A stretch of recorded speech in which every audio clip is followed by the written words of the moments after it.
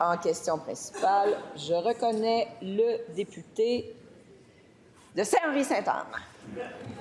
Merci, Madame la Présidente. On a tous pu lire dans la presse samedi dernier l'histoire d'un jeune homme, le jeune Jérôme, qui vit avec une déficience intellectuelle. Depuis 14 ans, il nettoie les cabarets et les tables d'une cafétéria de cégep. Il fait aussi de l'entretien ménager dans une école. Une vraie job, quoi. Mais depuis 14 ans, son salaire à lui, là, il est resté le même. C'est 5 piastres par jour.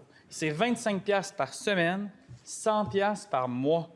Un jour, Jérôme a décidé que c'était assez, qu'il fallait que les choses changent. Quand je l'ai rencontré la première fois, il m'a expliqué qu'il menait ce combat pour tous ses collègues qui n'avaient pas la même capacité de mobilisation que lui. Il a raison, là. Il faut que ça cesse. Madame la Présidente, ces injustices sont dénoncées depuis près de 30 ans au Québec. L'ONU les qualifie de pratiques d'esclavagisme moderne et malgré les recommandations de la CDPDJ, le constat, c'est que le gouvernement n'a pas encore mis en place les programmes nécessaires pour permettre à ces personnes de réaliser leur plein potentiel. Cette semaine, c'est la Semaine nationale des personnes handicapées. Madame la Présidente, il me semble que ce serait le temps que le gouvernement prenne un engagement clair. Va-t-il le faire? La réponse du ministre responsable des services sociaux. Oui, merci beaucoup, Madame la Présidente. Je remercie le député de Saint-Henri-Sainte-Anne pour sa question qui va me permettre d'amener de la nuance à ses propos. Je pense que c'est important d'avoir de la nuance ici.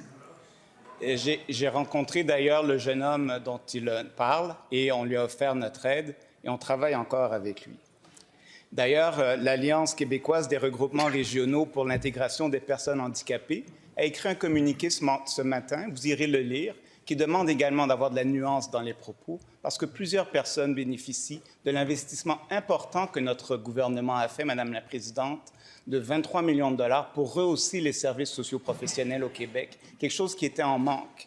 Qu'est-ce que ça a fait, ça? Ça a sorti des milliers de jeunes adultes de chez eux pour avoir des activités. Ça a permis à plus de 2000 jeunes d'avoir accès à des activités socio-professionnelles, des ateliers et, oui, des plateaux de travail.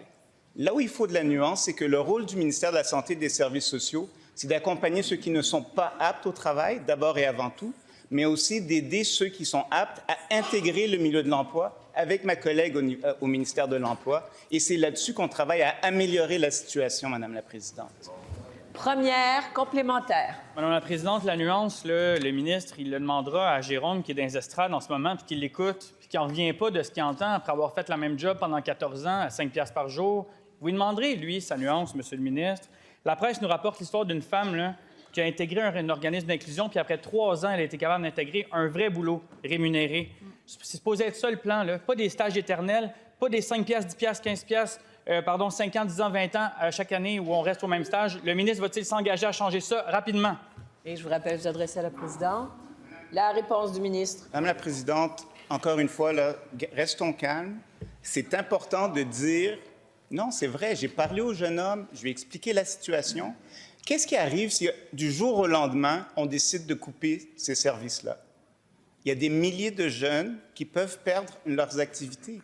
Donc, on travaille depuis 1 an avec la ministre de l'Emploi à faire une transition fluide entre les jeunes qui sont dans des plateaux de travail depuis trop longtemps et l'employabilité.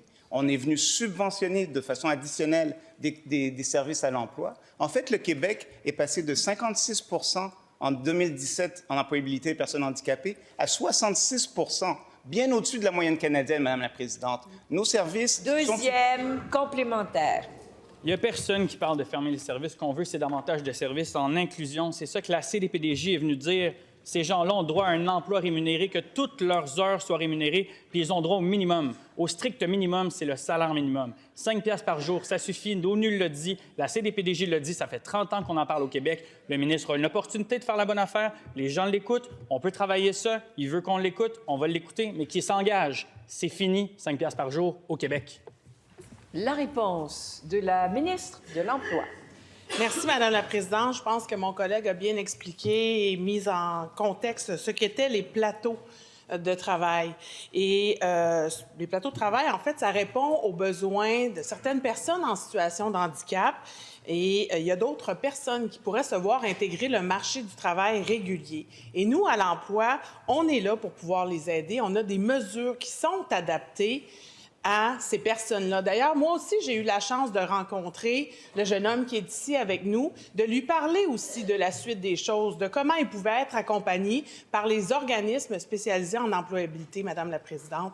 Il y a d'autres programmes qui peuvent répondre à ses besoins et on est là à l'emploi aussi pour pouvoir l'accompagner. Merci beaucoup, Madame la Présidente.